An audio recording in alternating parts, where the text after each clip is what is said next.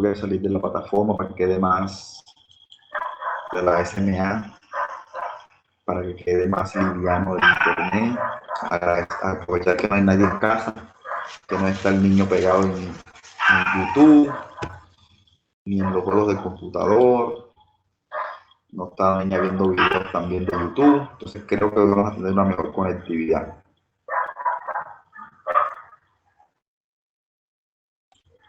Bien, les decía que en la clase pasada habíamos visto esos ejemplos de contaminación y habíamos llegado a un punto muy interesante que son los ciclos biogeoquímicos. Aquellos ciclos, para recordar, que cumplen los elementos químicos, los elementos de la tabla periódica en el ambiente. ¿Qué pasan de repente estos elementos de los seres vivos al medio geológico? El medio geológico hace referencia al suelo y parte del medio geológico está relacionada con el agua. También pues al agua subterránea, al agua superficial y por qué no al aire. Entonces, ¿qué pasa? Que los ciclos, los elementos químicos no van a desaparecer del planeta, sino que van a estar en unos movimientos cíclicos que pasan de un lugar a otro y que se mezclan o se relacionan con otros elementos, de acuerdo a donde se encuentren, y dando pues diferentes afectaciones, se puede llamar así, a nivel planetario. Listo, ese es el concepto de los ciclos bioquímicos. Y de repente, ¿qué tiene que ver con la contaminación ambiental? Sencillo, que cuando el hombre interfiere en ellos, alterándolos, está hablando de contaminación ambiental. Básicamente, lo que se llama contaminación ambiental es la intervención negativa del hombre dentro de los ciclos biogeoquímicos. ¿Listo? Entonces vamos a hablar, ya voy a comenzar ahora sí con la grabación. Ya voy a iniciar a grabar.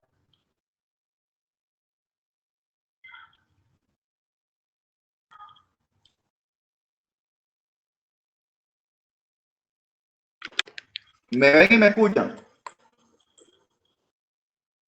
Sí, señor. Sí, profe. Excelente, excelente. Les cuento que ya comenzamos a grabar, ahí está, dice está grabando esta reunión, asegúrese de que todos sepan que se les está grabando. Bien. Ustedes habíamos puesto un ejemplo en la clase pasada del ciclo biogeoquímico del nitrógeno. Bueno, ese lo vamos a tocar más profundamente más adelante. Vamos a hablar de este ciclo importantísimo que se llama ciclo del agua, que involucra dos elementos químicos. Sí, involucra el hidrógeno y el oxígeno. Interesantísimo, sobre todo cuando queremos hablar de gestión ambiental, de impacto ambiental, tenemos que tener claridad absoluta del ciclo del agua.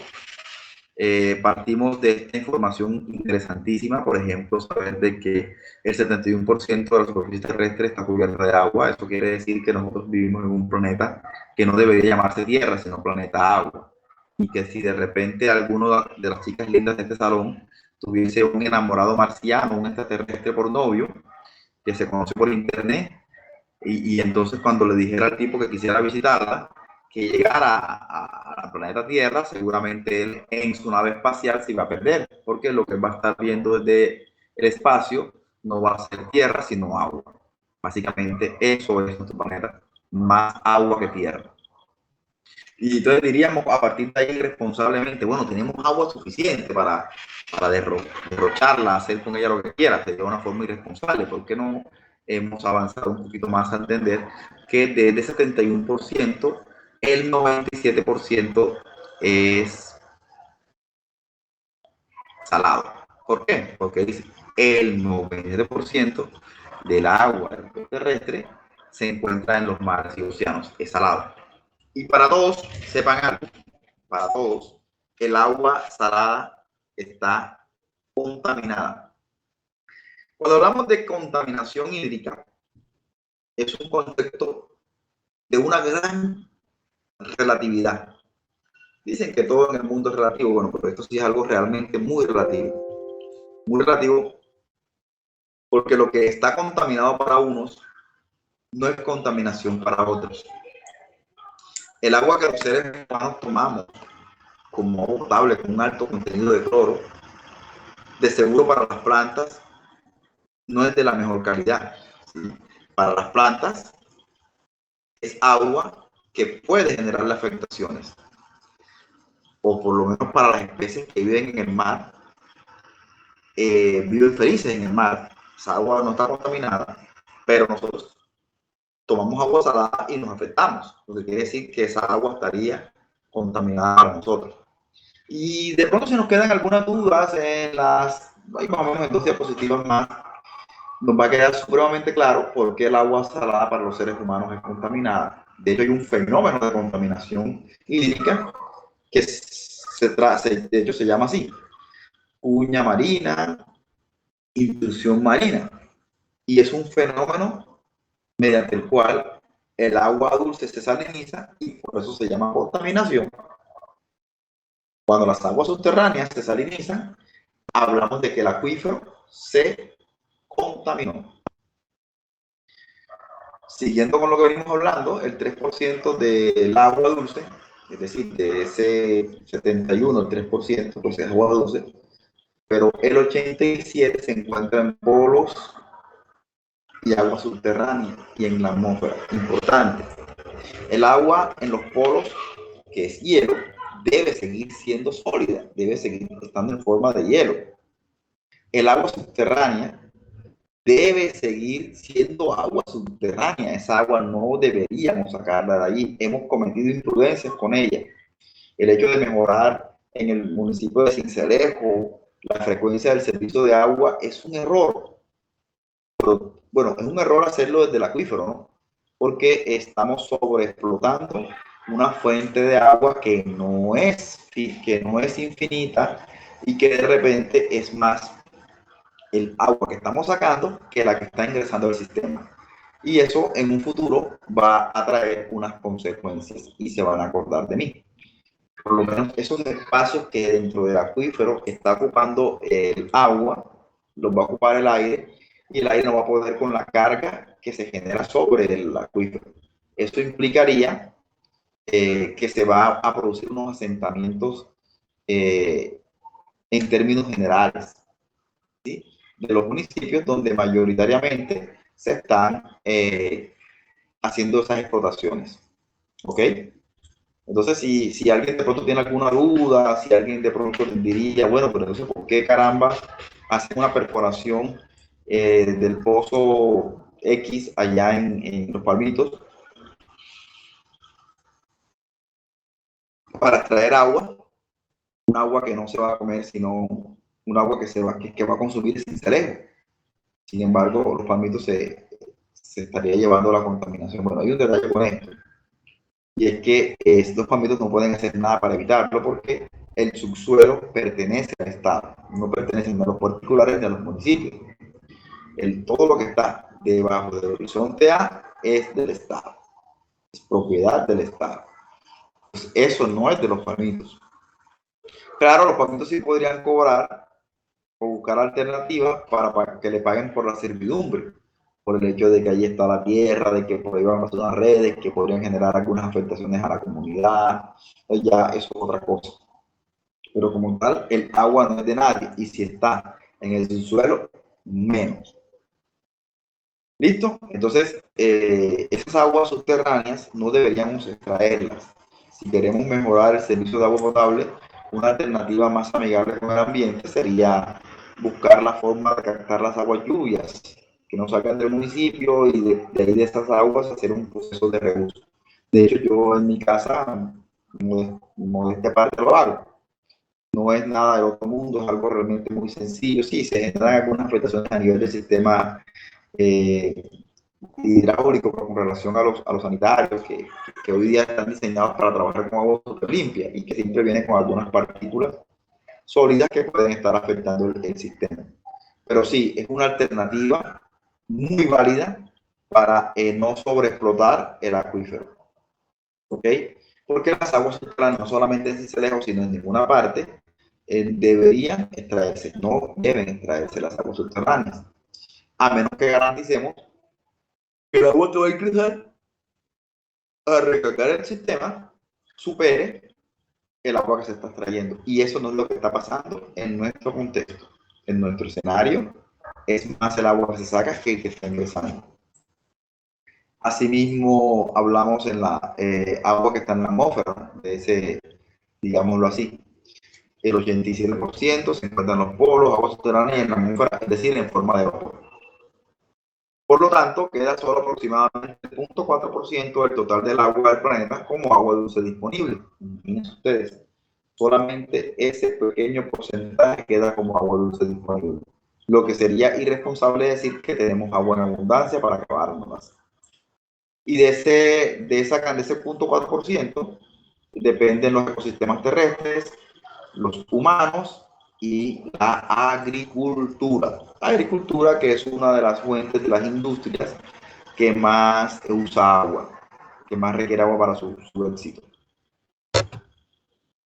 Bueno, muchachos, ahí tenemos una fotografía que nos muestra las maravillas de la creación. Esa fotografía es un espectáculo, es un espectáculo.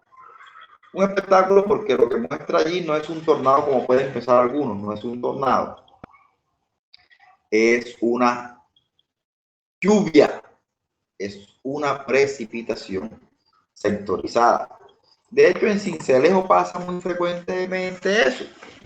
En Sincelejo es muy frecuente, muy común ver que llueve en el Cortijo y no llueve en Unisucre. Está cayendo una lluvia de gran intensidad, como dice uno, un palo de aguacero en Unisucre, y no está lloviendo en Pioneer, por poner un ejemplo. ¿Sí? Entonces, esas son lluvias sectorizadas, totalmente normales, sobre todo cuando es un relieve muy quebrado. Esas son varias razones que lo pueden permitir. Pero sí, en Sincelejo es muy frecuente ver esas lluvias por sectores. Eso que ustedes están viendo ahí es una lluvia por sector. Interesante, ¿verdad? De hecho, allí en el bloque Z, así lo llamamos, antes de que existiera el bloque B3, el bloque Z, desde allí en la parte más alta, se veían en algunas ocasiones, sobre todo en esta época, en época de lluvia, hacia en la parte de atrás de la universidad, viendo hacia arriba, se veían como sobre los montes de María, de los cuales hace parte Sincelejo. Vemos cómo se ven estas fotos, así, ese tipo de escenario donde está la lluvia y se ve la lluvia cayendo en un sector nada más. Pues, obviamente regando será alguna finca en particular o varias finquitas o un caserío, una vereda. Eso es muy frecuente en los montes de María Verde. Listo. Y he mostrado la foto para relacionar la clave de el ciclo del agua. El elemento que condiciona, el que le da el dinamismo al ciclo del agua o son las precipitaciones. Esta imagen que ustedes están viendo ahí, todos lo están viendo.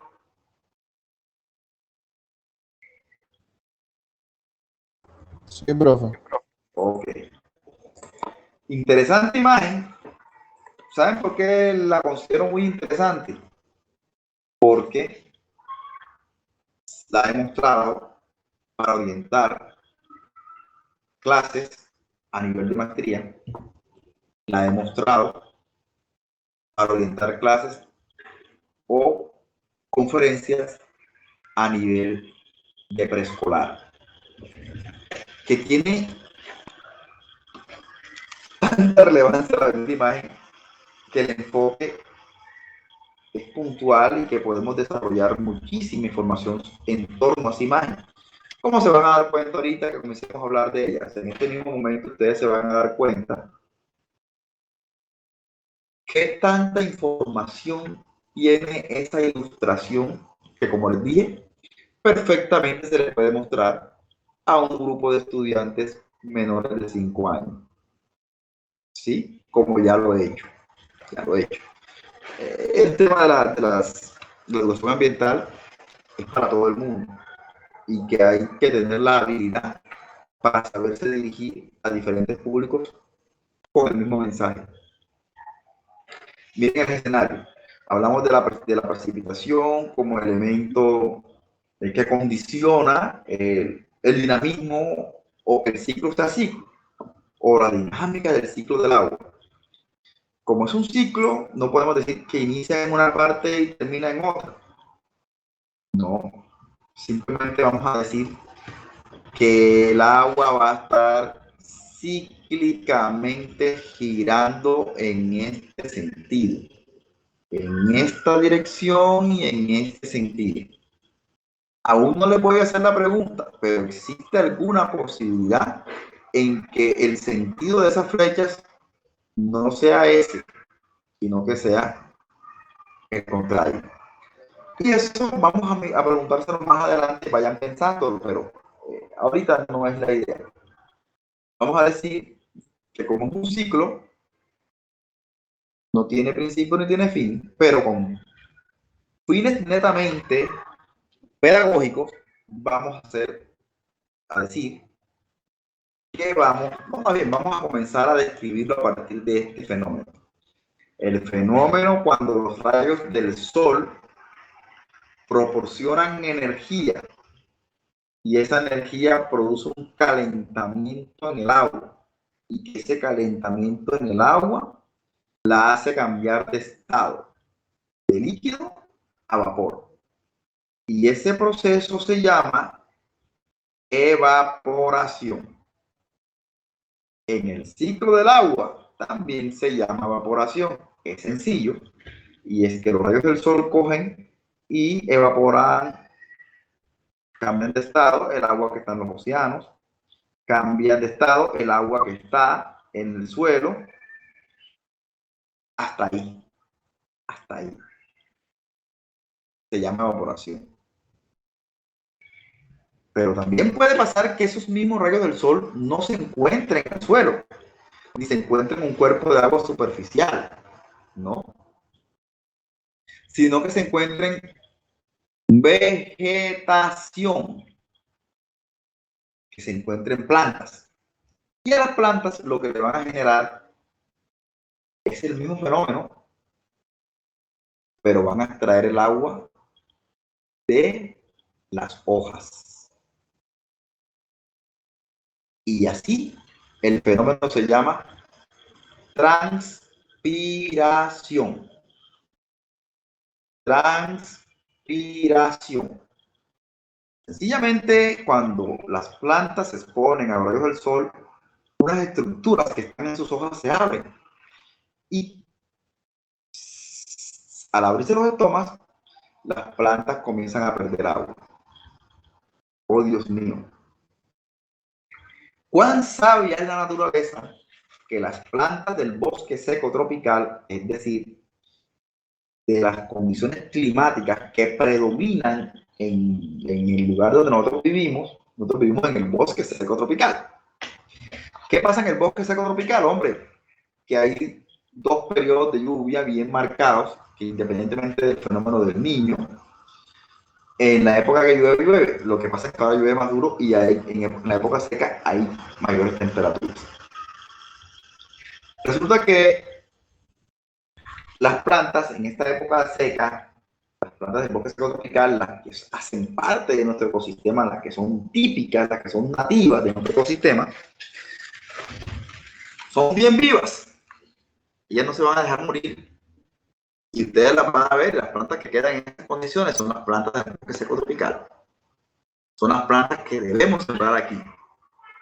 Porque el traer una planta de un ecosistema para depositarla en otra es un error, porque puede estar generando impactos ambientales negativos. Sembrar un árbol. De pronto, no sé si fue en esta clase que un estudiante preguntó, o sea, profe, que sembrar un árbol, ¿será que cortar un árbol genera impactos? ¿Usted está de acuerdo con cortar árboles? Bueno, fíjense, en algunas ocasiones sí. Árboles que no hagan parte de nuestro ecosistema, árboles que no sean ideales para, si están en zona urbana, para estar en zona urbana, también hay que cortarlos porque puede ser peor la cura que la enfermedad. En fin, estos árboles del bosque seco tropical que tienen este hábito, esta adaptación para poder vivir acá, ¿en qué consiste la adaptación? A no dejarse morir, porque ¿qué pasa en esa época? Que no llueve y encima de eso está el sol haciendo de la suya. No hay casi nubosidad, los rayos del sol chocan directamente sobre la corteza de la tierra, es decir, sobre las plantas inicialmente, y las plantas en el suelo no van a tener suficiente humedad, suficiente agua. ¿Qué hacen las plantas para no dejarse morir? Dejan caer sus hojas. Sabiduría del más alto nivel. Por un lado, cuando dejan caer sus hojas, evitan que se dé la transpiración, porque si los estomas están en las hojas, al no tener estomas, no hay transpiración. Pero por otro lado vienen y dejan caer las hojas en la superficie de la tierra, en el suelo. ¿Para qué? Dejan caer las hojas en el suelo para evitar que esos mismos rayos del sol evaporen el agua que está presente en el suelo. ¿Y qué es lo que hacemos nosotros que nos las tiramos de evolucionados, de los más evolucionados de la creación? ¿Qué es lo que hacemos nosotros? Cuando nos metemos en el lío ese que no tenemos que meternos. Ya apareció el hombre.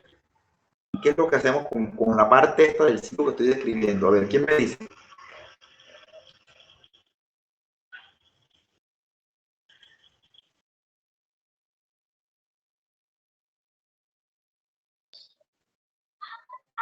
Profe, ¿qué? Recoger las hojas. Tenemos las hojas, profe. Si nos las tiramos de los más Profe, inteligentes. profe, se alteró el ciclo, ¿no? Claro.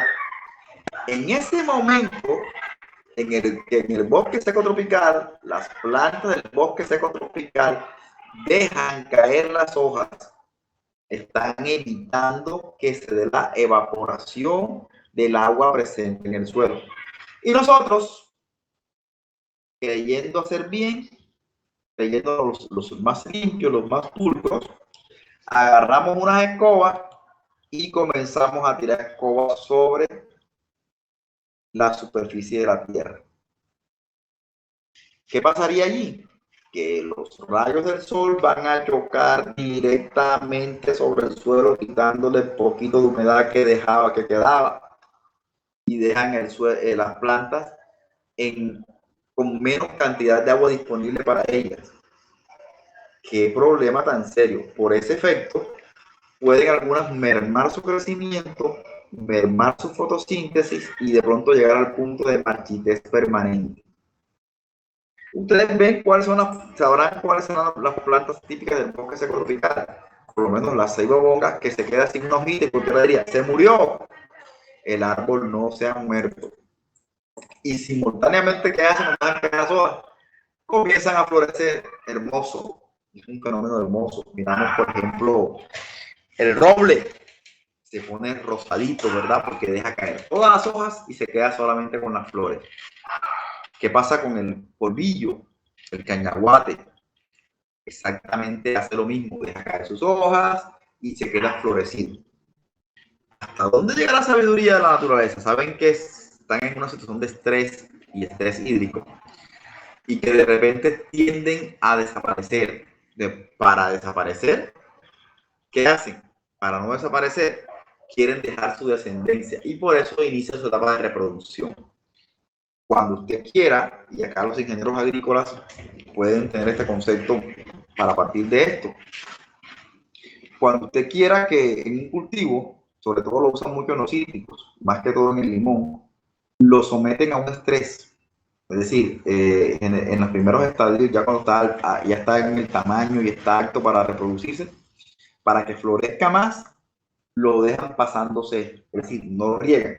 Ya una vez florece, ¿sí? Comienzan a aplicar riego para que el limón crezca más. Eso es una estrategia que se usa, pero es conociendo cómo funcionan los sistemas ambientales, que es lo que estamos viendo, ¿verdad? Bueno, entonces, ¿qué pasa? Que cuando el árbol se siente estresado, que siente que va a morir, comienza a reproducirse, comienza a florecer. Fíjense todo lo que estamos aprendiendo. Dejan caer las hojas para evitar la transpiración y la evaporación por otro lado. Y por otro lado también comienzan a florecer para dejar su descendencia en el caso que llegaran a morir. ¿Sí sabían eso?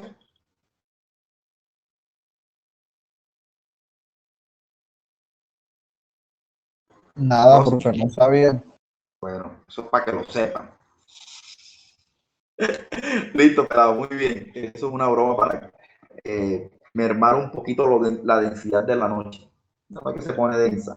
Entonces, bueno, hay que hacer un chiste así, pero con todo el cariño del mundo, ¿eh? Que te digo con todo el cariño del mundo, que eso es para que lo sepan. O sea, no es por malo. Todo lo contrario, me llena de mucha alegría saber de que gracias a estar presente en esta clase, ustedes estén aprendiendo algunas cosas que son importantes tanto para los ingenieros agrícolas que están matriculados acá, como los ingenieros civiles que seguramente alguna vez van a tener la posibilidad, la necesidad de realizar una compensación forestal y que de repente se puedan acordar de estas clases para tomar la mejor decisión de qué árboles sembrar. O en su defecto están en alguna obra determinada y ven que el árbol en esa época dejó caer las hojas. Eso no quiere decir que se murió. Estamos ante un árbol típico del bosque seco tropical en la época seca, cómo se comporta. ¿Sí? Estos árboles se llaman en términos generales caducifolios. Caducifolios porque dejan caer sus hojas. Caducan y las dejan caer. Fíjense una cosa. ¿Será que el mango tiene ese comportamiento? ¿Será que el árbol de mango tiene ese comportamiento? Esto lo que demuestra es que muy a pesar de que el mango tiene tiempo de estar por acá, muchísimo tiempo de estar por acá, y que ya nos hemos adaptado a vivir con él, que ya hace parte prácticamente de nuestros ecosistemas, aún así demuestra que no es nativo del bosque seco tropical, porque el árbol de mango no es caducifolio, es perennifolio, ¿verdad? Hasta en época seca lo vemos con todas sus hojas. Sí, da bastante sombra. Estos árboles tienen la propiedad de que dan bastante sombra, pero sufren mucho, sufren mucho. Por eso es importante que en la época seca estos árboles se rieguen. Como no es tan importante que se riegue, por ejemplo, el roble, la ceibabonga, el cañaguate, el polvillo, pero el mango sí. Dice Fabián Andrés que yo antes creía que era el sol. Fabián Andrés Villero Suárez dice, yo antes creía que era el sol que desgastaba las hojas y por eso se caían las hojas. Correcto, sí, algo así. Digamos que la parte más profunda del análisis es ese, ¿sí? Que ellas pues, se deshidratan, bueno, y los estómagos para que no funcione los dejan caer, qué chévere. Sí, sí, en esencia es eso, Fabián, lo que te estaba diciendo. Pero claro, una cosa está relacionada con la otra. Cool, vamos, avanzamos. Entonces, eso está pasando allá en el ciclo del agua. Todo ese comportamiento, tanto de las plantas como de el agua que cambia de estado, como del suelo y el agua en superficie, hacen parte del ciclo del agua. Después que el agua se evaporó, es decir, que cambió a gas, tanto ya sea por transpiración como por evaporación, asciende a la atmósfera porque el hecho de que cambie de estado hace que merme su densidad. Como merma su densidad, fácilmente asciende. Y asciende a la atmósfera y ella forma nubes. Entonces, cuando más sol, cuando más aumenta la temperatura global del planeta, estos dos fenómenos se potencializarán. Digamos que de los problemas serios que genera el cambio climático es precisamente eso. Porque así como se evapora a mayor velocidad, se transpira a mayor velocidad, así mismo se precipitará a mayor velocidad. Qué cosa tan curiosa. Un balance de masa. Así como sube, así baja. Eso lo que está trayendo como consecuencia con el cambio climático es que las lluvias hoy día sean de mayor intensidad. ¿Qué quiere decir que sea de mayor intensidad una lluvia? Que cae mayor cantidad de agua en menor unidad de tiempo. Que si de repente antes podrían caer 20 milímetros de agua en un día, esos mismos 20 milímetros de agua podrían caer en media hora. Eso implicaría de que es una lluvia con alta intensidad. Y esas lluvias de alta intensidad son más peligrosas para la superficie de la Tierra. ¿Por qué? porque si no llegaran a encontrar vegetación adecuada en las cuencas, estarían produciendo escorrentías. Es decir, pasarían a través de esas precipitaciones, de esas escorrentías, a los lagos, a los mares. Y el hecho de que esa agua pase rápidamente de los lagos y a los mares implicaría de que se salinizó. El agua cae dulce, pero se saliniza en el mar. Qué cosa tan fregada. Cuando, por ejemplo, lo que debería pasar es que una vez estando allá arriba, se condensa y cayera lentamente sobre el suelo, con su defecto que se encontrara la vegetación, y que gracias a ese fenómeno de condensación, que es el vapor, se vuelva nuevamente líquido porque encuentra una temperatura inferior. Así, por ejemplo, los voy a poner aquí a reflexionar a aquellos chicos que les gusta la cerveza. Y a las chicas también les gusta la cerveza. ¿Y qué de malo tiene eso? No tendría nada de malo, malo que abuses. Ser muy responsable para esto. Si vas a tomar, no manejes. Trata de estar con las personas que te conocen para que de pronto no te pases, qué sé yo, que te quieran, que te protejan, que te cojan los tragos. En fin, yo no voy a salir del tema. Lo que sí es muy cierto es que alguna vez, y sobre todo para las chicas les aconsejo, cuando se vayan a tomar una cerveza, por favor, pongan un vaso.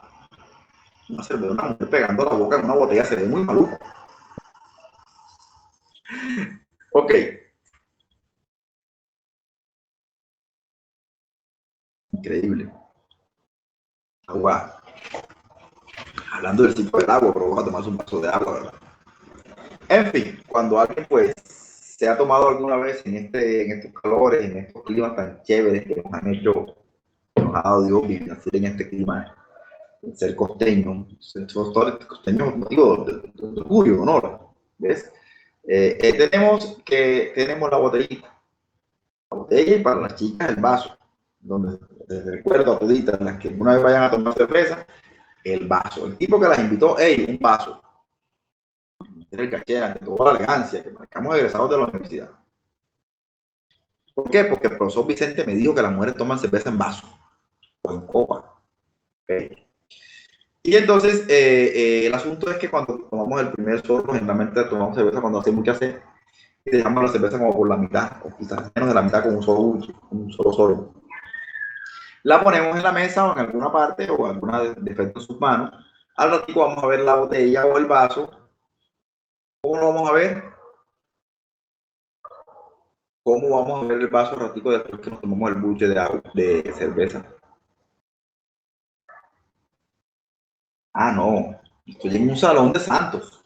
Estoy en un salón de gente que no toma. Amable. En la parte de afuera, Sí, señor, en la parte de afuera.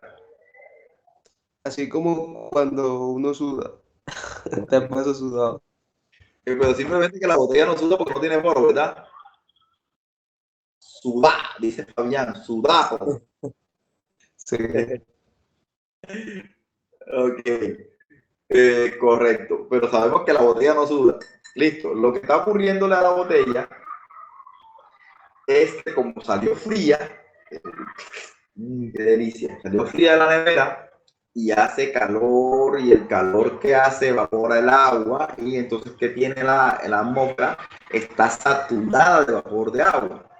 Ese vapor de agua entra en contacto con ese botella fría, y lo que hace entonces es que todo el vapor que está circundando alrededor de la botella, al bajar la temperatura, se condense. Eso que ustedes están viendo allí, que parece sudor de la cerveza, no es sudor de la cerveza, es la condensación del agua que está circundando la botella. Y algo muy hermoso que suele pasar también es que la botella salga bien fría de la nevera, pero bien fría, y haga bastante calor, y la vergaja no se convierte en líquido, sino que ese vapor circundante se convierte en hielo. Ay, caramba, la botella quedó vestida de novia. Un espectáculo, es un espectáculo. ¿Sí o no? Para los que toman, pues para los que toman dirán que eso es un espectáculo. Cerveza congelada, vestida de novia. Eso es una delicia. ¿Ok? Eso puede pasar también a nivel de la atmósfera. El vapor de agua encontró la temperatura muy baja allá arriba y lo que hizo fue convertirla en hielo y como se convirtió en hielo, cayó en forma de nieve. Pues una vez se precipita, una vez se vuelva hielo, una vez se vuelva líquida, va a aumentar su densidad y va a precipitarse, ya sea en forma líquida o en forma de hielo. ¿Ok? Listo. Ahí comienza el tema. Ahí comienza directamente lo que puede pasarle a nuestro ciclo del agua. Cíclicamente el agua se subió y ahora a través de cíclicamente el agua subió a través de la evaporación y a través de la transpiración. Ojo con esto. En algunos textos se confunde el concepto evapotranspiración con transpiración. Son dos o son tres términos diferentes. Una es la transpiración, otra es la evaporación, que ya la hemos explicado. Y la suma de los dos, se llama evapotranspiración. La suma de los dos se llama evapotranspiración. O sea, no es igual transpiración que evapotranspiración. Son dos cosas diferentes. ¿Listo? El agua pasa a la atmósfera por estos tres fenómenos, o por estos dos fenómenos que sumamos darían evapotranspiración, y llega nuevamente a la Tierra a partir de la lluvia o de la nieve. Obviamente que la nieve se da en lugares donde las temperaturas son muy bajas. En nuestros climas lo que se da es lluvia, agua en forma líquida.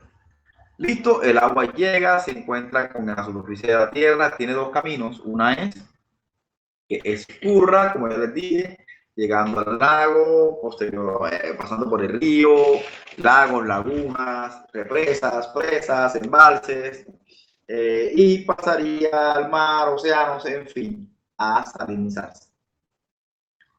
Pero el camino más adecuado desde el punto de vista ambiental es que el agua no escurra, sino que se infiltre. Óigase esto, tres términos voy a mencionar en este momento. Por favor, tomen nota porque no están escritos en la diapositiva. El primer paso cuando el agua encuentra la vegetación es que se dé la infiltración. Bien, ¿qué es entonces la infiltración? Es el paso del agua a nivel vertical en el perfil del suelo, pero en los primeros 30 centímetros. Los ingenieros agrícolas que están aquí presentes saben perfectamente a lo que nos referimos. De hecho, de pronto los demás alguna vez habrán visto unos anillos metálicos que colocan estos niños que están viendo Griegos 1, que los colocan en el suelo, estos anillos, y después les meten agua, les comienzan a echar agua. Y lo que van a medir ahí es en qué tiempo el agua que ellos aportan al anillo infiltrómetro es absorbido por el suelo. Eso se llama infiltración. Por eso estos anillos se meten 30 centímetros porque van a medir la capacidad que tiene el suelo para dejar pasar el agua a través de él en los primeros 30 centímetros. Hagamos de cuenta que tenemos una esponja, ¿verdad? Y a la esponja cogemos y le echamos agua. Echamos agua a la esponja y el agua queda, puedes echar mucha y al final todavía no comienzan a caer gotas. Las gotas debajo de la esponja vienen a caer cuando ya la esponja se ha saturado. Eso pasa en el suelo. El agua queda inicialmente en el horizonte A, bueno, esto generalmente, ¿no? Queda en el horizonte A y ahí se va absorbiendo cuando ya de repente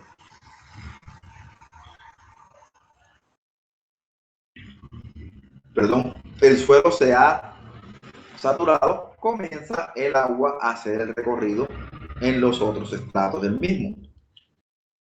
Cuando ya ese suelo saturado y el agua ya comenzó a seguir su curso, llega hasta llegar, valga la redundancia, hasta los niveles del agua subterránea. Ya el fenómeno no se llama infiltración, sino que se llama percolación. Es decir, la infiltración entonces es el paso del agua a través del perfil del suelo en los primeros centímetros del mismo. 30 centímetros podemos decir. Y La percolación es entonces el paso del agua después de esos 30 centímetros hasta alcanzar el nivel del agua subterránea. Ojo con esto, yo no he dicho nivel freático, he dicho nivel del agua subterránea. Es decir, es el agua que entraría a recargar los acuíferos. ¿Ok? Porque puede haber nivel freático encima del acuífero, pero eso no tiene nada que ver con el acuífero. Porque los acuíferos son arreglos geológicos que permiten el almacenamiento, transporte y fácil extracción del agua. Es decir, que el agua que está en el suelo no necesariamente hace parte de un acuífero. ¿Sí?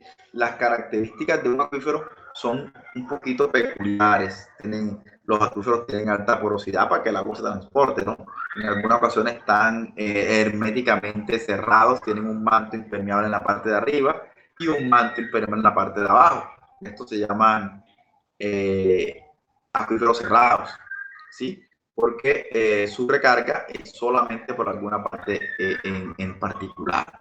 No se va a recargar por cualquier parte. Puede ser que estos son acuíferos, por ejemplo, y aquí esto es la flecha que voy, el cursor del mouse, que estoy señalando, que voy a devolverme ese cursor del mouse, puede ser un manto impermeable, fíjense. Y ese manto impermeable evita que esta agua que está aquí pase hacia el acuífero.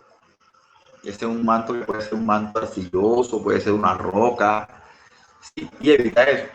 Porque entonces debajo de allí sí estaría un manto donde el agua pues fluye, ¿cierto? Está fluyendo. Mis hijos, cuando el agua ingresa a ese cuerpo de agua llamado acuífero, se llama percolación. Y esa es la que estaría haciéndonos falta en el acuífero de Morroa. En el acuífero Formación Morroa, nuestro problema está en que la percolación es mínima en comparación al agua que estamos extrayendo. Bueno, el acuífero Morroa no desemboca en un mar, no desemboca en el mar. Pero acá en nuestro contexto tenemos el acuífero Morrosquillo, que su desembocadura sí es en el Golfo de Morrosquillo. ¿Listo? Seguimos por aquí. El agua se infiltró, luego se percoló, pero en el proceso de percolación, es decir, mientras hace un recorrido desde el horizonte A hacia el agua subterránea, se va encontrando en ese proceso puede encontrarse sólidos en descomposición, se puede encontrar sustancias tóxicas hidrosolubles, se puede encontrar sales, y todos esos procesos, todos esos elementos que estoy describiendo pueden perfectamente lavarse, ser arrastrados hasta contaminar las aguas subterráneas. Y qué problema tan serio que por esa lixiviación las aguas subterráneas se contaminen, porque tú puedes descontaminar, no es fácil, pero lo puedes hacer un cuerpo de agua superficial, un río, un lago. Pero cuando se contaminan las aguas subterráneas, imagínense ustedes que el pozo subterráneo que hicieron, para que tengamos una idea, allá en Los Palmitos, está sobre los 1300 metros de profundidad. Es un pozo bastante profundo. Creo que es el récord a nivel latinoamericano. Bastante profundo porque es tanta, el agua está en el acuífero, está muy honda. Imagínense ustedes cómo sería la recarga. Sería muy difícil recargar esa agua a través de la lluvia, ¿verdad? Entonces, mis queridos estudiantes, tengan esto por certeza. Estamos sacando más agua de la que está logrando ingresar. O sea, la percolación es limitada, hablando del acuífero Morroa. Pero hablando del acuífero Morrosquillo, el fenómeno no dista mucho sobre la realidad de Morroa. Listo, entonces el agua, pues miren, el agua lluvia en la percolación hizo un lavado de las sustancias. Pónganse a pensar si de repente lo que hay aquí es un botadero a cielo abierto. En este lugar llegan las lluvias y van a hacer el proceso de lixiviación, que es coger la materia orgánica de las basuras, descomponerla y hacer un proceso de lavado que permita que esa agua pase a contaminar las aguas subterráneas. Eso se llama lixiviación. ¿Sí quedó claro qué es infiltración, qué es percolación y qué es lixiviación? ¿Sí quedó claro? ¿Sí o no? Profe, ¿podría repetir lo de la lixiviación? Con mucho gusto, María José. Pero si tú enciendes la cámara.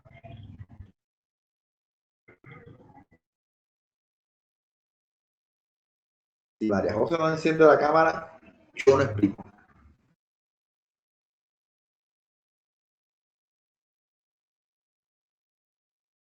Ajá, Erazo. María José Erazo. Ah, ¿y por qué te demoraste tanto para encenderla?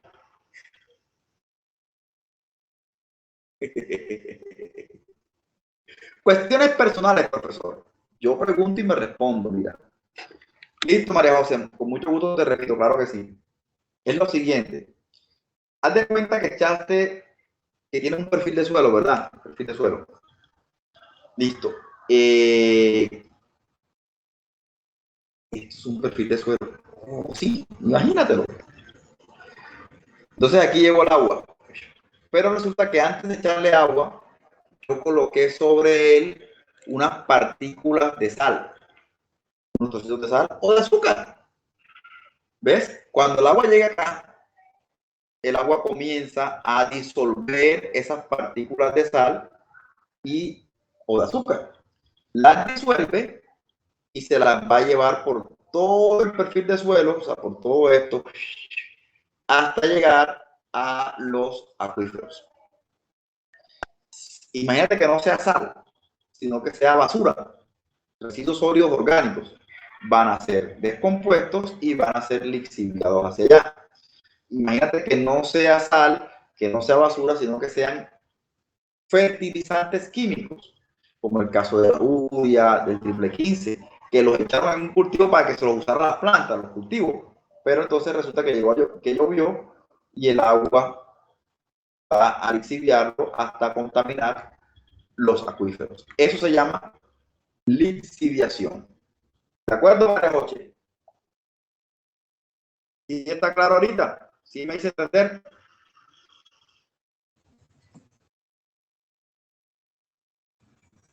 Sí, profe, gracias. Gracias a ti por tu pregunta. Y por eso en la cámara, ya la puedes apagar. ¿Listo? Dice por aquí Fabián Andrés que los pozos artesianos pueden afectar este ciclo. Ojo, Fabián, enciende la cámara, Fabián. Quiero hablar contigo. No vayan a decir que yo solamente mando a encender la cámara a las niñas, a los niños también. Enciende la cámara, Fabián. Fabián está súper participativo. Ajá, Fabián. Rápido.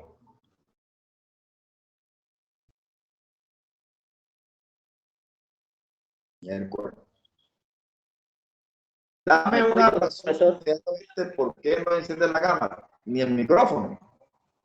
Ya te dedicaba. No, estaba buscando auriculares.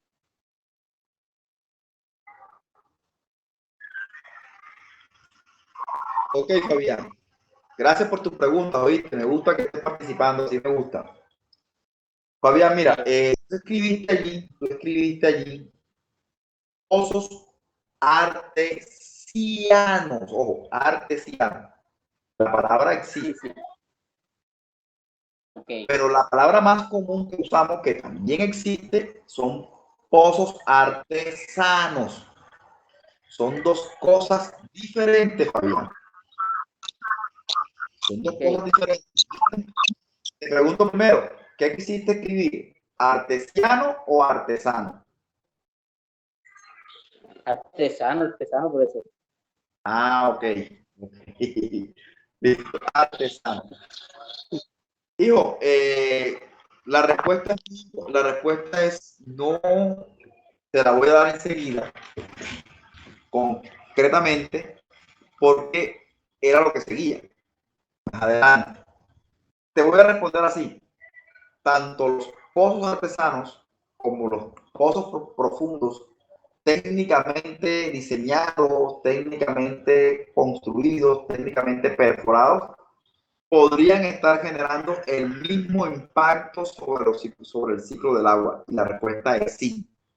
Sí alterarían el ciclo del agua. No solamente lo alteran, sino que lo afectarían negativamente. De eso era lo que íbamos a hablar. De hecho, por eso Sí. pregunté por eso, porque tengo entendido que estos pozos comunican con los acuíferos. Ok. Ahorita explicamos qué es un pozo artesano, qué es un pozo artesiano y qué es un pozo profundo. Cuando hablamos de un pozo artesiano, hablamos de los manantiales. Un pozo artesiano es sinónimo de manantial. Si, por ejemplo, hagamos un ejercicio mental imaginario, quitemos del dibujo toda esta área, quitemos del dibujo la parte del océano. Quitemos del dibujo la parte del océano. ¿Sí lo hicieron ya mentalmente? ¿Qué pasaría con la corriente que viene aquí? Con la corriente subterránea, ¿qué pasaría si aquí no hubiese mar? ¿Qué pasaría? Quedaría estancada. ¿Quedaría qué? Ok, te ayudo un poquito, María José. Que aquí no hubiese mar y que esta línea que está aquí no fuera impermeable, sino que fuera permeable. ¿Qué pasaría? ¿Ante qué fenómeno nos estaríamos encontrando?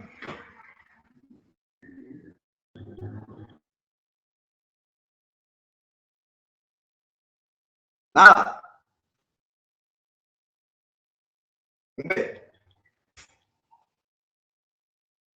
Caramba, no se han ido a bañar a los pozos de Corozó, a los famosos manantiales de Corozó. Señores, ante un manantial, un agua que está brotando de la tierra, simplemente que el agua viene fluyendo desde las montañas, subterráneamente hablando, y aquí se encontraron un huequito y el agua fluye ahí. Es más, el agua posiblemente, si el huequito se hace así, posiblemente no coge para abajo, no te sube, un pozo saltante. ¿Ok? ¿Por qué es saltante? Porque el agua va a tener la misma cabeza hidráulica en este punto. Si me hago entender, el nivel estático del agua subterránea se nivelaría con esta acá. Así que el agua tendría la tendencia a alcanzar el mismo nivel que tiene acá. ¿Ok? Eso es un pozo, óyese bien, un pozo artesiano. Más adelante hablamos del pozo artesano del que quiso escribir Fabián. ¿Listo? ¿Está claro qué pasaría con el pozo? Es un pozo artesiano, que es un manantial. Simplemente el agua que ustedes ven que brota de las rocas de Corozó es porque esa roca viene desde arriba y el agua viene fluyendo a través de ella. Y se encontró un espacio donde el agua no encuentra un obstáculo, no encuentra un manto impermeable y ahí fluye sin ningún inconveniente. ¿Está claro, María José? ¿Me hice entender? Dale, pues.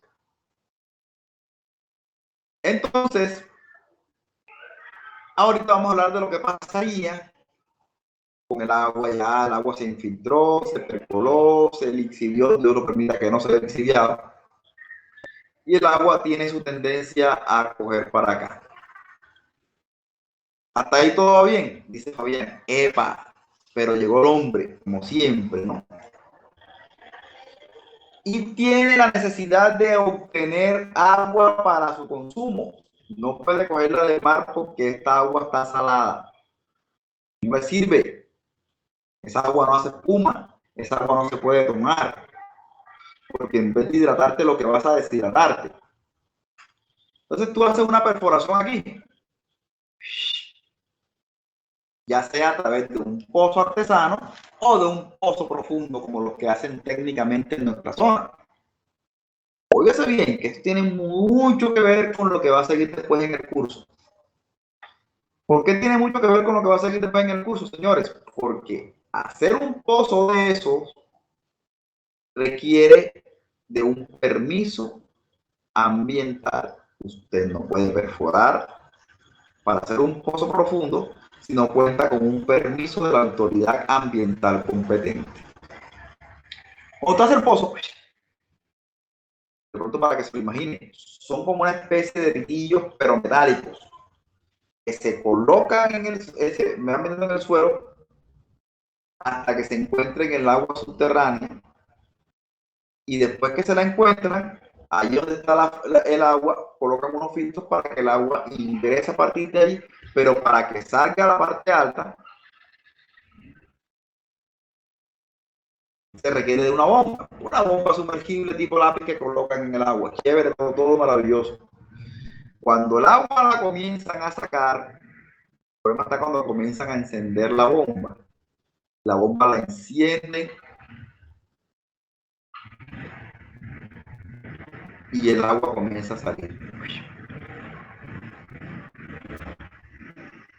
¿Saben qué pasa allí? Hagan de cuenta que en el patio de su casa hay un drain, como pasa en todos los patios, ¿no? De las casas. Hay un drain. ¿Saben lo que es un drain, verdad? Aquella rejilla por donde el agua de lluvia se va a ir.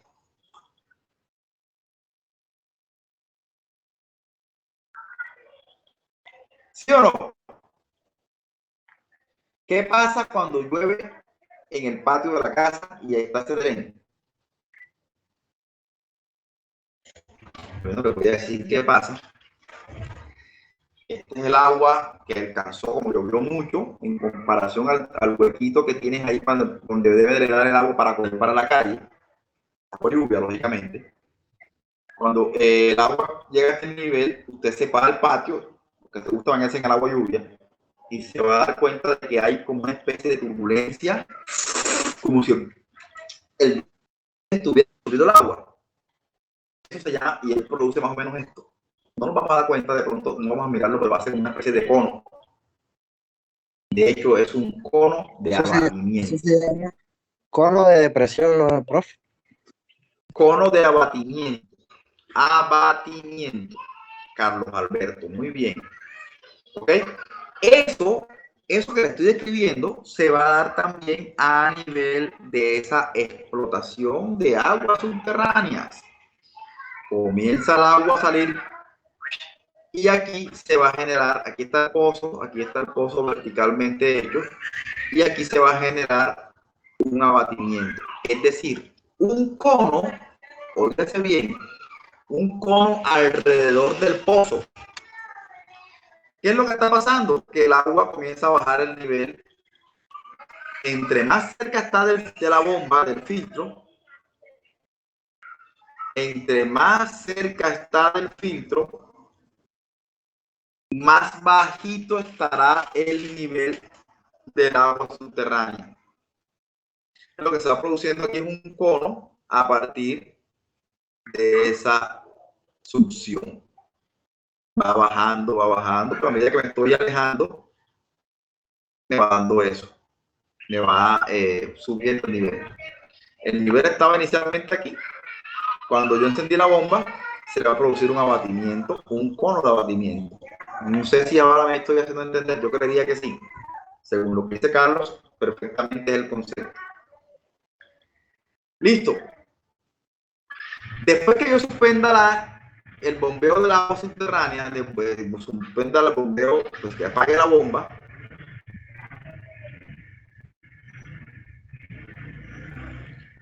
el agua volverá otra vez a su nivel. ¿Qué tan rápido? Óigase bien. ¿Qué tan rápido se repone el agua? Depende de la conductividad hidráulica del pozo. Depende de la conductividad hidráulica del acuífero donde se hizo el pozo, perdón. Cuanto mayor es la capacidad que tiene el pozo para que el agua fluya a través de él por unidad de tiempo, se habla de una conductividad hidráulica alta. ¿Ok? El agua va a fluir más rápido. Entonces, entre mayor conductividad hidráulica tenga el pozo, más caudal se puede sacar del mismo. Este cuento que les estoy echando tiene una fundamentación a nivel ambiental que ustedes se imaginan desde el punto de vista normativo. ¿Por qué nosotros, otra vez haciendo cosas malas, si hacemos un solito pozo aquí, bombea el agua y el agua se repone y no hay problema? Pero venimos nosotros y hacemos allá en el Golfo de Morrosquillo, nos dimos el lujo de que cada cabaña, cada finca, ¿por qué no? Cada cabaña, cada finca, cada edificio, cada casa, hiciera su pozo.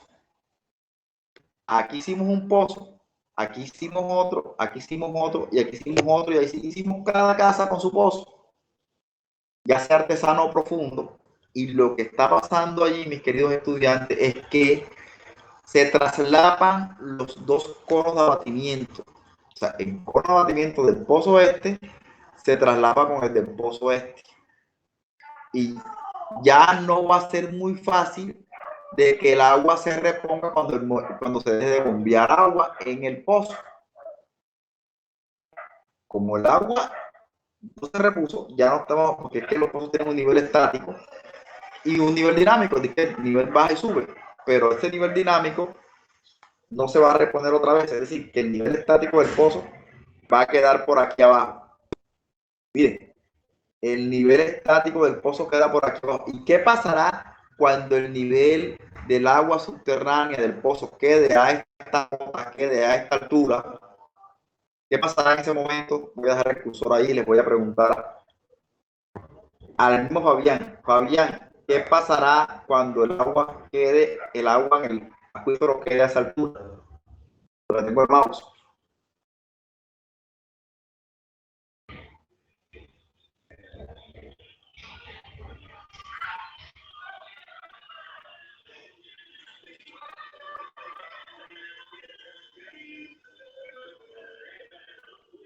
Ah, Fabián.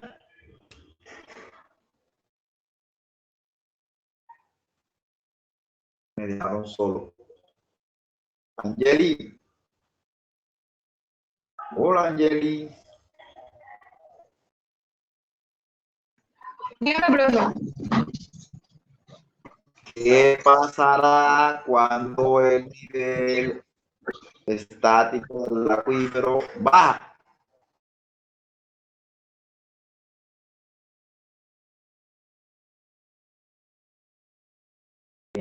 Me preocupa que no me respondan.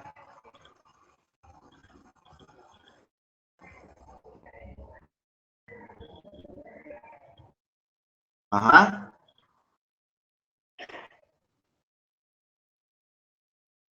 Angeli, hasta ahí llegó.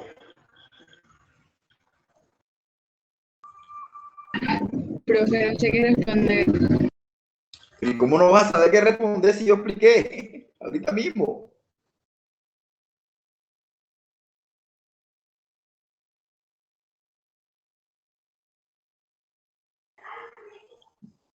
Dale. ¿Quién sabe la respuesta? ¿Quién quiere saber, por favor?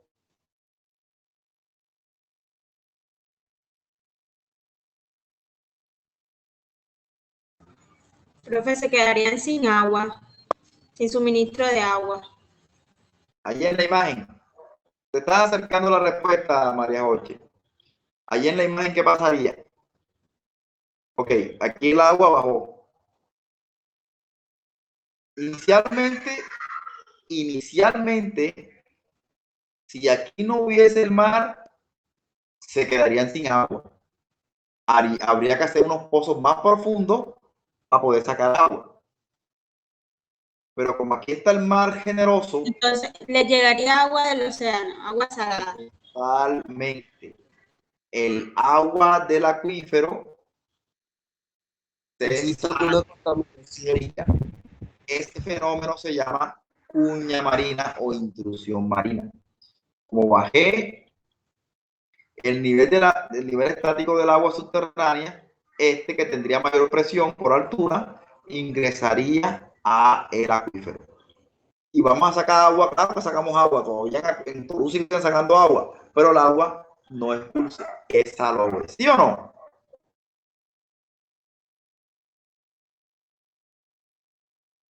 ¿Sí está claro ahora sí? Sí, profe. Era muy sencilla la respuesta. Era muy sencilla. María Jorge se atrevió a equivocarse diciendo, bueno, se quedan sin agua, pero es que no se van a quedar sin agua porque se van a quedar con agua pero salada. ¿Listo? Es que no me dejó terminar. Ah, es que sabe. Ok, no se quedan sin agua. El agua ahí nunca se les va a desaparecer, ahí toda el agua del mundo, del mar, imagínate. No se les acaba, lo que está haciendo es salinizarse, ¿no? Listo, entonces el acuífero costero no va a quedar sin agua. De pronto el acuífero morroa, pues habría que hacer más profundo el cuento, pero acá estaría al mismo nivel porque el mar ingresaría. Ese fenómeno se llama cuña marina, es un fenómeno de contaminación. ¿Por qué? Porque el agua dulce, cuando se saliniza, en este caso, está contaminada. Eso es contaminación hídrica.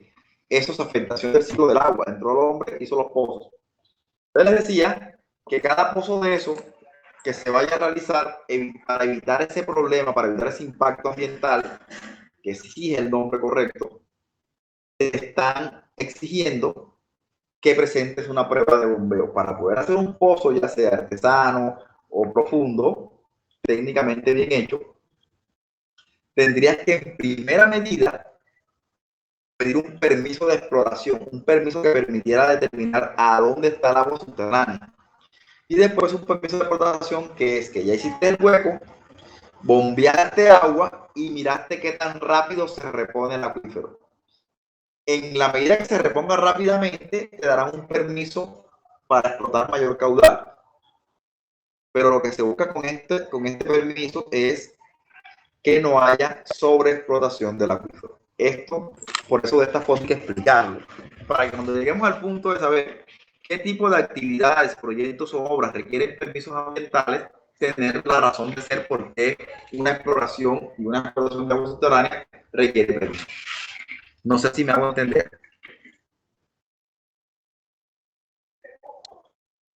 Cuando se quedan así calladitos me preocupa. Valeria, tú que no has dicho nada hoy. Valeria Vanessa Mesa. Enciende la cámara. Profe, hoy no he hablado porque tengo el internet un poco humilde. Esta vez está el internet humilde. Prende la cámara, quiero. Es un ratico nada más. Ese internet como que va a llegar al cielo de tanta humildad.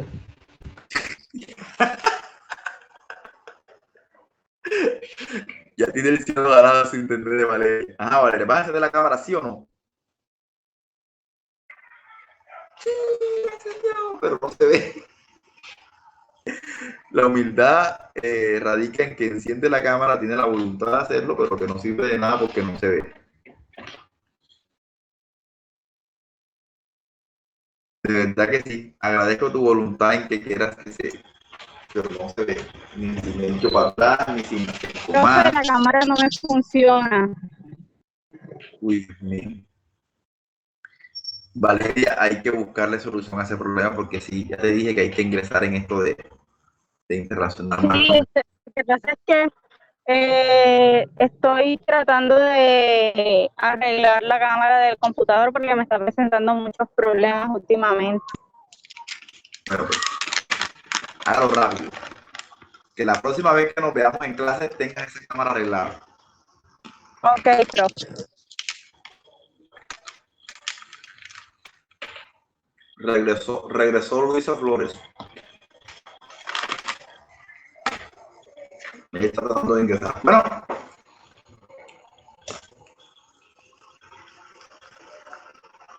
¿Alguien quiere aportar algo respecto a lo que dijimos? Una pregunta, una duda, una sugerencia o una profundización. Sea bienvenida.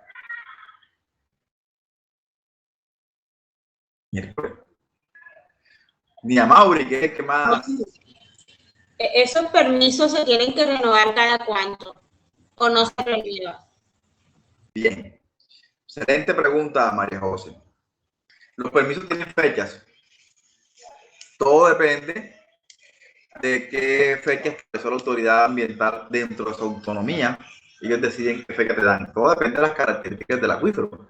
Si es un acuífero generoso que tiene una gran conductividad hidráulica, el permiso va a ser para más tiempo. ¿Ya? Es importante eso. Si de repente alguno de ustedes tiene un pozo ya hecho con su respectivo permiso y todo, y el vecino quiere hacer un pozo al igual que usted, lo que hace ese permiso le va a tocar denunciarlo porque el afectado va a ser usted. Si todos hacen pozos, el nivel estático del agua subterránea va a disminuir y al final usted se puede quedar sin agua o se va a ver en penosa obligación de hacerle pozos más profundos para poder sacar agua. Entonces, claro, eso es importante. Bien, es la autoridad ambiental quien decide hasta cuándo te da el permiso o hasta cuándo tienes que renovarlo, qué sé yo. Eso es la Entonces, para acá todo el mundo se irá preso, porque para acá todas las fincas tienen pozos. ¿Dónde eres tú? ¿De dónde me hablas? De un corregimiento de Sucre. Te lo creo. Te lo creo yo. Sí, realmente. Para acá hay libre vendido para eso, porque nadie pide permiso para nada de eso. Todo el que quiere manda perforar y tranquilo. Carlos, qué bueno que hayas preguntado tú eso. Para ponerte a reflexionar a ti mismo. ¿Esa es culpa de la norma? ¿Esa es culpa de la autoridad? ¿O de quién es la culpa?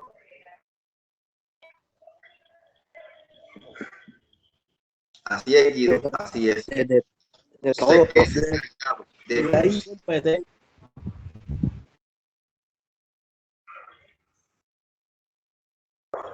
Dice Fabián que él tuvo la oportunidad de ver ese proceso hace unos años en una finca.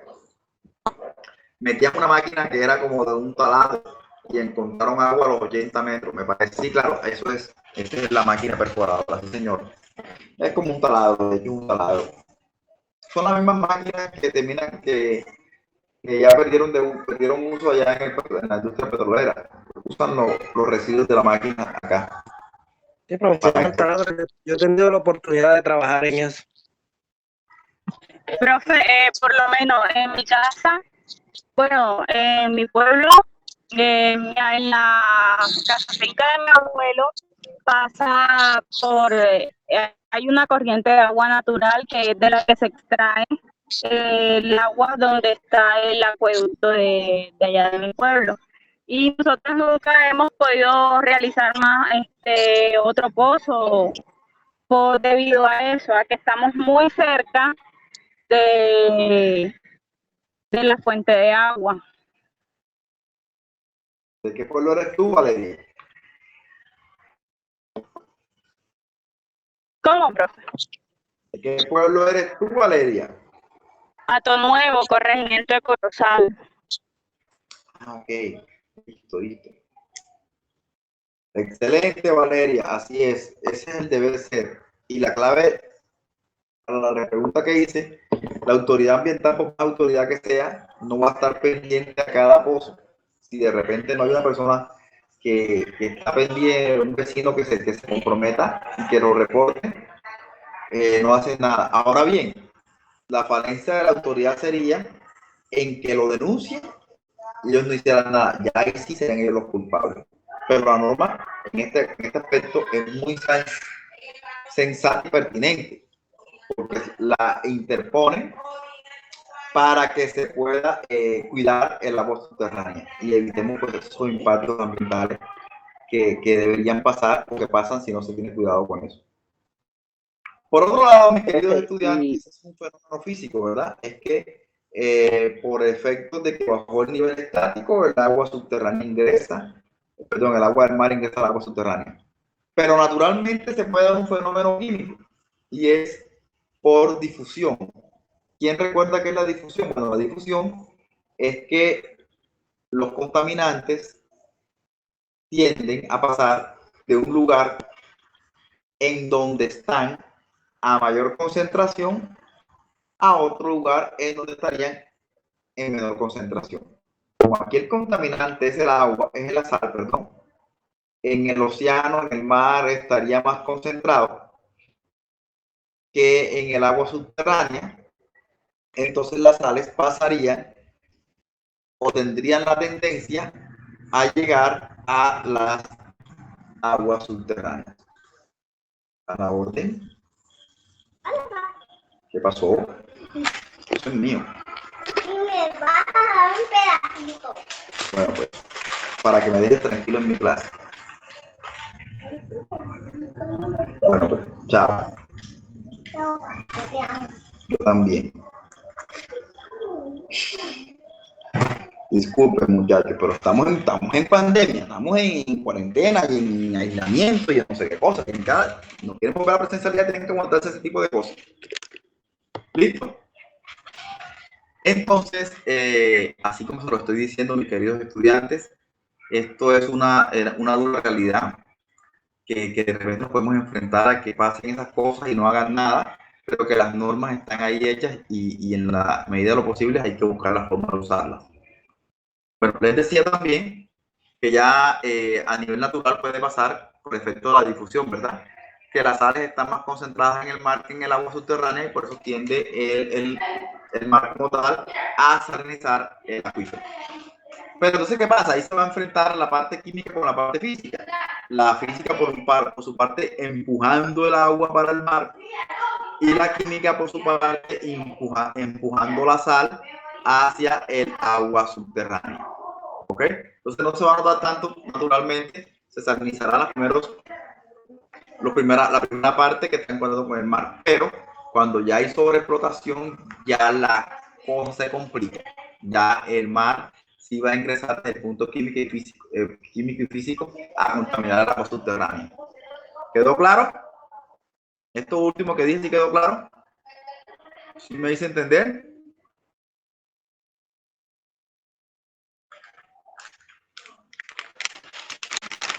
Luis Fernando. Mi profe.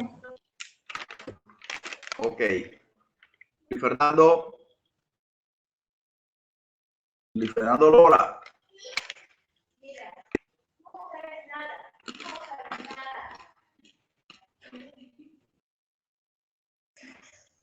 Este muñeco se fue. Me ha dejado hablando solo, tío.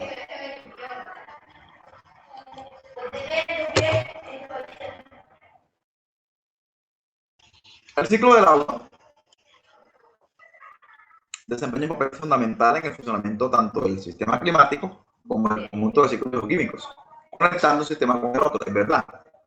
Gracias al ciclo del agua, de pronto se conectan unos ciclos bioquímicos diferentes con otros. También el agua permite conectarse un suelo con otro. Y en fin, contaminantes que van a través del agua que tienen su respectivo ciclo bioquímico.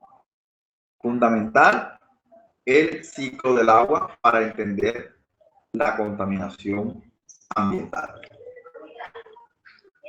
Bueno, el agua se contamina de diferentes formas. Miramos una o varias dentro del mismo ciclo. Una forma que se llama contaminación térmica. Ahí tenemos dos ejemplos. Sí, aquí tenemos la imagen de una termoeléctrica, extracción minera de ferroníquel. Tenemos el ejemplo de la fabricación de cemento. Vamos a coger de ejemplo a una chica esta que está por aquí. Vamos a leer alguna por ahí. Ya le hemos mamado a María José, ya cogimos a Angeli, ya cogimos a Valeria. Vamos a ver qué otra niña está por allí. Ey,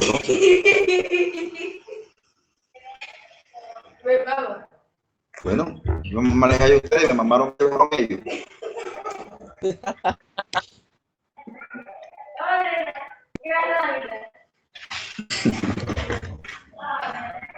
Bueno, entonces vamos a coger a Mauri, que es buena gente. Un muchacho que siempre está conectado, activo. Mauri, ¿tú tienes novia, Mauri? No, profe. ¿Tienes novia? Pero nada, ahora mismo no. Pero se han tenido, lógicamente. Sí. Ok. Usted es detallista, como usted da regalitos y vainas bacanas. Hombre, todo el tiempo, como radio tiempo.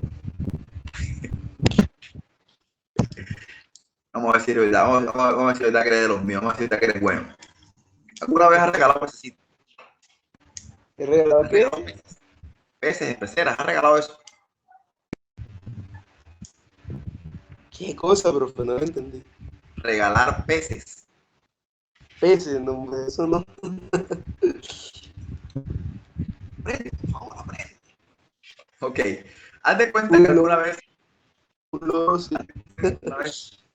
tuviste la intención de regalar un pez, porque en todas las cosas es un detalle poco común, sobre todo a las mujeres que gustan los animalitos, y de pronto no regalar un perro, que es el que todo el mundo regala, sino regalar un pez en una pecera.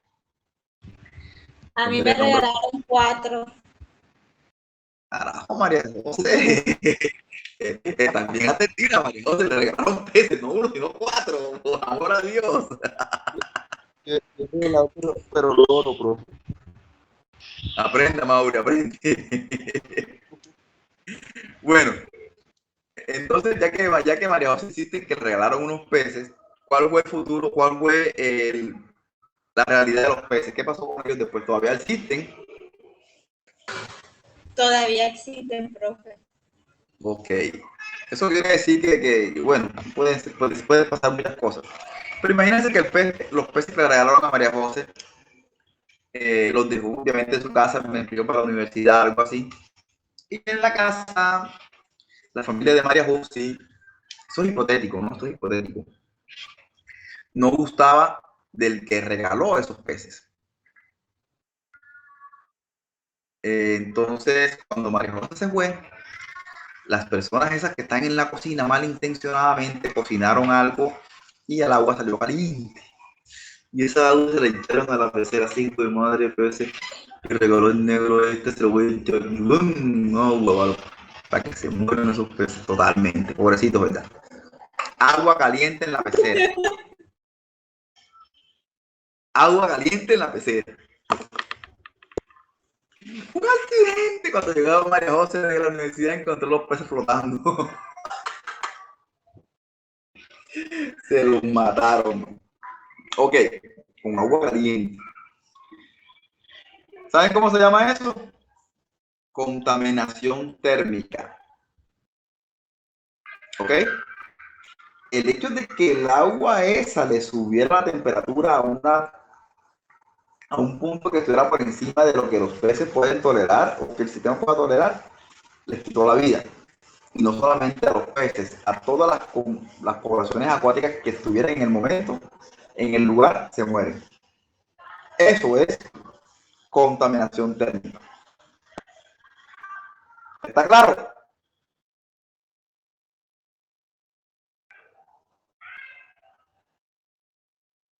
¿Me hice entender? Sí, Sí, señor. claro, con ese ejemplo tan cruel, si no nos hacemos entender, estamos malucos. Ok. Ahora bien, si no hay una fuera malintencionada, ¿qué es lo que realmente pasa a nivel del planeta? Hombre, que no hay suegra malintencionada, pero sí hay seres humanos crueles.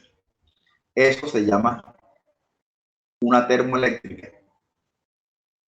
¿Qué hacen las termoeléctricas? Claro, esto es una energía no renovable, una generación de energía no renovable. ¿Qué hacen las termoeléctricas? O calientan agua. Y la energía que genera el calentamiento del agua no es precisamente energía solar, es energía que surge de quemar combustibles fósiles, ya sea carbón, ya sea gasolina, ya sea petróleo, en fin, petróleo, como lo queramos llamar. Esa agua en una caldera, un caldero grande, herméticamente cerrada, ingresa calor, el agua comienza a ebullir, aumenta la presión dentro del sistema por el cambio de estado del agua. Primero se genera con emisiones, ¿sí? El petróleo quemado pasaría a emitir a la atmósfera esos gases contaminantes. Primero. Segundo, el agua caliente, ya en forma de vapor, hace girar unas turbinas. Sí, así como la olla de presión que ustedes ven en su casa cuando van a cocinar mondongo, uy, bacano, la pata de vaca, es lo más sabroso del mundo. Cogen la presión, la olla de presión y comienza, cuando ya pues se evapora el agua y aumenta la temperatura, vapor recalentado, coge el pito del agua y lo hace girar. Lo hace girar. Entonces acá el cuento no es un pito, sino una turbina, que la presión del agua que sale de allí hace girar esas turbinas. Esas turbinas tienen la propiedad de transformar la energía cinética en energía eléctrica. Y se generó electricidad. Y se generó energía eléctrica. Pero ¿qué pasa con el agua caliente que sale del proceso? Teóricamente iría a una torre de refrigeración para que pudiera ser vertida en el cuerpo de agua. Esta torre de refrigeración colapsa y el agua caliente pasa a contaminar el agua. Es agua limpia, quizás sin ningún contaminante. La diferencia o el problema es que llega como Caliente. caliente. Y le pasa como hipotéticamente le pasaron a los pececitos de María Joche. Qué crueldad. Qué crueldad. Yo creo que ese tipo no le dan más ganas de regalar que le hagan una vaina de esa. Y yo creo que después de este ejemplo, a Mauri, no creo que le quede gustando la idea de regalar pececitos de colores y cosas así para la niña que él quiere. Totalmente. Quería regalar un loro. Y si en la casa no usan el tipo, me agarran el agua Que caliente. siga con los loros, profe. No siga regalando. Yo iba a presentar a mis peces, pero ya no se los presento. No, porque no, yo qué culpa tengo, qué culpa tienen ellos, no, sí, un ejemplo hipotético, esos son unos sobrevivientes, no son, Sí, no cayeron en malas manos, profe, no, con esa mentalidad suya me da miedo. no cayeron en malas manos, afortunadamente cayeron en buenas manos. Al loro lo envenenan con un poquito de arroz. Esa vaina cuando no gustan de uno, cualquier cosa puede pasar. Y esas vainas al final, lo que hacen es que... sigue vivo. ¿Cómo? ¿Cómo? Mauri, que si el loro si le sigue vivo, él regaló un loro. Obvio, imagínate, eso mejor dicho. Soy quedó marcada, nunca se lo olvidó. Claro, cada vez que llama el loro se acuerda, y el novio que tiene ahora se acuerda cada vez que llama el loro, siempre madre loco, ¿sabes quién se lo dijo? Me llama a mí, el loro me El llama a loro mí. decía el nombre del novio, bro. Claro que sí. El loro sí, soy estratégico. Claro, y el tema es que cuando esas cosas pasan, estas persecuciones que existen, lo que hacen es que la niña se enamore más de la persona que no le prohíben en su casa, ¿no? Esas cosas pueden pasar. Tanto le dicen quinú, y eso lo que hace de pronto es hacer que la niña se enamore más. Le matan los peces. Entonces ella, el dolor de que el tipo le dio el pez, lo que hace es que pobrecito él y se acerca más a su corazón ese tema. Eso es así. El amor es una vaina complicada. Yo prefiero hablar de sistemas ambientales, de contaminación ambiental, de impacto ambiental, que hablar de amor. Esa vaina tiene tantas cosas que decir. Y eso no es mi fuerte. Yo prefiero hablar de contaminación ambiental. Seguimos hablando de contaminación térmica. Ya saben, eso quedó clarito. Los peces que le quedaron agua caliente. Y esto es cultura. Dice sedimentación cultural. No es otra cosa sino cultura que nos falta mucho. Evidentemente, ya estamos en unas normatividades que si estamos en la calle nos pueden sancionar, nos pueden multar. el tema de los comparendos ambientales, del código de policía, que tiene su componente en este tema. Pero esto no se logra si no creamos la conciencia de entender qué pasa cuando yo consumo algo, que ya se me acabó lo que consumí y esto se termina convirtiendo en basura. Y de seguro yo no me voy a querer quedar con esto en la mano, porque ya me estorba en la mano. Como no encuentro una caneca, lo echo en la calle. Y al momento de echarlo en la calle, digo, no, porque es que una sola basurita no va a marcar la diferencia. Y entonces, sí va a marcar la diferencia. Porque al principio no se nota, pero después se registran las precipitaciones y todo ese material que usted dispuso, la basurita de Mauro, la basurita de María José, la basurita de Valeria, serán arrastradas por la corriente y van a llegar a la parte más baja de la cuenca. Y allí van a generar problemas como que ustedes, eso se llama sedimentación cultural. Este man que está acá es un ejemplo de eso. Y les digo, es una fiel representación de la falta de cultura del pueblo cincelejano. La foto la tomé en el arroyo, en la finca Bremen, una finca que está por ahí en Bremen. La señora estaba contratando mi servicio para que hiciera un avalúo de los impactos ambientales, avalúo económico, los impactos ambientales que le estaba generando el hecho de que el municipio de Cincelejo la haya puesto a usar las aguas por el lado de su finca. Horrible. A mí me marcó, tomé la foto de cuánta basura puede arrastrar un arroyo donde unas personas sin ningún tipo de escrúpulos echan la basura en la calle. Eso se llama sedimentación cultural. Lo que hacemos es pensar que es una sola basura y que no se va a pasar nada por una basurita. Pero como les dije, lo hace el uno, lo hace el otro, el otro y el otro y el otro, y terminan unidos en un solo lugar. Y ahí están las consecuencias. Se llama sedimentación cultural.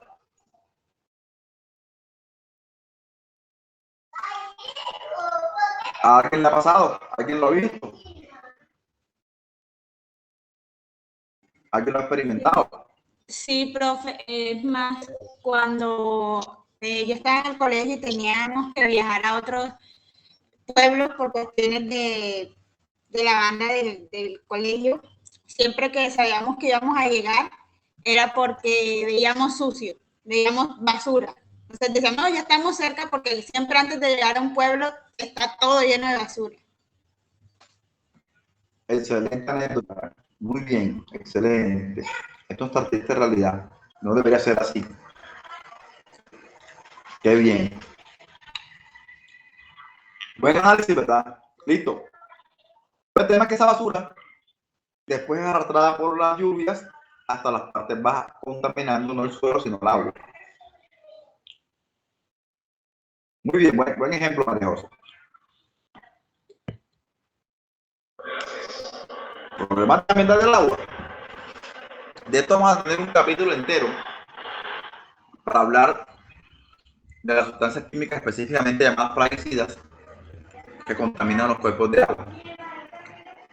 Ahí tenemos unas fotos que ven cómo fumiga una avioneta en un cultivo. Una persona interesante, esa foto le ha dado la vuelta a parte del mundo. Uy, sí. En algunas conferencias, casi en todas que he tenido la oportunidad de participar, pues, he mostrado esa foto. Una foto bien interesante. La tomé en el 2005. Me encontraba haciendo mi trabajo de grado, de pregrado. Eso fue en el Bongo, corregimiento de los Palmitos. Es una persona fumigando un cultivo de algodón con metilparatio. Como se pueden dar cuenta, no tiene ningún tipo de protección. Y se puso la camisa para tomarse la foto. Ese personaje está fumigando, como se dan cuenta, coge por esta calle, echa plaguicida y se devuelve por la otra. Cuando ha llegado a este lugar, obviamente El plaguicida que aplicó no se ha precipitado, se lo tenemos prácticamente encima. Una cosa bárbara. Acá, bueno, les cuento algo. Este fue en el 2005, en el 2008 regresé a ese lugar cuando ya estaba haciendo mi trabajo de grado de maestría. Hablé de casualidad con el tipo, fui con la salud, estaba brindando un apoyo logístico en la investigación y me enteré de que en ese entonces, cuando fumigaba con el cultivo de algodón, lo fumigaba, él intentaba tener familia y no había podido, era estéril. Y que después ya decidió no sembrar más algodón, que tenía otra conciencia cuando llegamos en el 2008. Y el hombre dijo que ya no sembraba algodón y que ya su esposa estaba embarazada. De hecho, la presentó, miren, aquí está ya su lugar embarazada, y para mirar de pronto todo lo que puede pasar al respecto de esos plaguicidas. Fregada la cosa y la gente no le pone atención al tema. En verdad, pues algunas personas se ponen más que otros, algunas personas les hacen más daño que a otros, pero nadie está exento de eso. Y los plaguicidas pueden llegar a otros no solamente a través del agua, de muchas formas, a través del agua, del aire, del suelo, de los alimentos. De eso vamos a hablar bastante más adelante. Entonces, fíjense, allá abajo hay un cuerpo de agua que con los plaguicidas pues ya se ha arrastrado por las lluvias o por el mismo viento, va para allá abajo. Esos plaguicidas llegan como elementos nuevos al ecosistema, ¿no? Y las comunidades, las poblaciones que están en el ecosistema no están preparadas para asimilar eso y se pueden morir. Entonces, obviamente van a tener la tendencia a desaparecer. Eso puede pasar con vertimientos de aguas industriales o aguas residuales. Esto a nivel de los ecosistemas acuáticos. Entonces, estos vertimientos de venenos y desechos industriales llegan a los ríos y fuentes de agua, al igual que sustancias químicas en los cultivos ilícitos y su procesamiento. No solamente pensemos en los plaguicidas que usan para acabar con los cultivos ilícitos, sino al momento de fabricar cocaína a partir de la coca, usan unos insumos también dañinos. La mayoría de los compuestos químicos y sintéticos que se producen actualmente resultan nuevos para los sistemas biológicos, que no pueden degradarlos fácilmente, nunca son tóxicos. Es más, de pronto las comunidades bióticas del cuerpo de agua degradan, de hecho van a intentar degradar estos plaguicidas o estas sustancias químicas peligrosas, pero como no están preparados para eso, van a tener la tendencia a morir. Entonces, un tema bien delicado. De esa forma también se puede contaminar el agua. Y esta última, con la que nos podemos dar gusto hablando bastante tiempo, vamos a dejarla por el día de hoy hasta aquí. Para la clase siguiente comenzamos con la eutroficación cultural. Esta es interesantísima también. Y la vemos tanto a nivel rural como a nivel urbano. Gracias por su asistencia, muchachos. Dejemos por ahí, por hoy. Vamos a suspender la grabación en este momento. Si alguien tiene alguna pregunta, pues de lo dicho, de algo que considere pertinente, aquí estamos para responderle. Una pregunta. ¿Usted pasó la lista en el día de hoy? Papá, mira, acá no se pasa lista. Lo que estábamos haciendo cuando tú llegaste seguramente era que algunos compañeros tuyos estaban diciendo si estaban verificando si estaban matriculados o no, se aparecían posiblemente en la lista o no. Te cuento que dentro de las funciones que tiene, está que pasa lista automáticamente. Ahorita que yo haga, me voy a hacer una opción que se llama descargar lista de asistencia y me da un documento en Excel de todos ustedes, a qué hora se conectaron, a qué hora se retiraron, a qué hora volvieron a conectarse, a qué hora no, se fueron y no volvieron, en fin. Esta es de las herramientas que ofrece Teams, por eso es tan pesado. Aquí dice descargar lista de asistencia y ya la estoy descargando, ¿viste? O sea que si tú asististe, es hasta la hora de ingresar. ¿Ok? Listo, profe, gracias. Profe, ¿usted podría hacer el favor de enviarnos este documento de las diapositivas? Sí, mi amor, una vez que terminemos, se los comparto mismo en el chat. No te preocupes, claro que sí. Eso va por profe, pero Chao. Ahí se la comparto en el chat para que usted la descargue inmediatamente. ¿de WhatsApp de aquí? Bueno, como a ustedes les parezca, vamos a complicarnos la vida, pues la idea nos complicamos. Bueno, Listo. muchas Por gracias. correo, por WhatsApp, por chat, como les parezca. Profe, esta Sí, asignatura tiene algún grupo de WhatsApp. Claro. lo crearon hoy tus compañeros. ¿Quién es el encargado para ingresar, por favor? Ahí en el chat que está. Ah, bueno, como llegaste tarde, de pronto no te aparece. Compártelo nuevamente.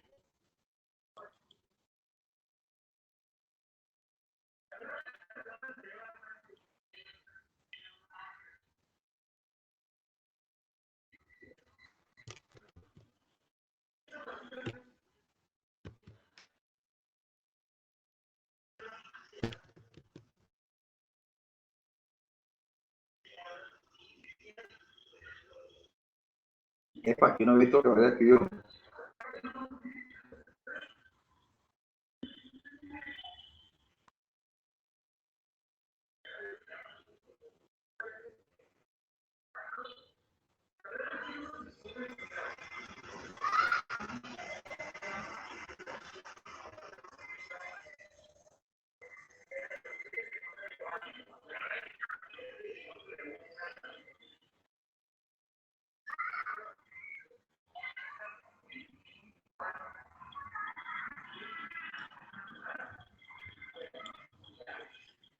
Estaba leyendo ahí el comentario de Valeria.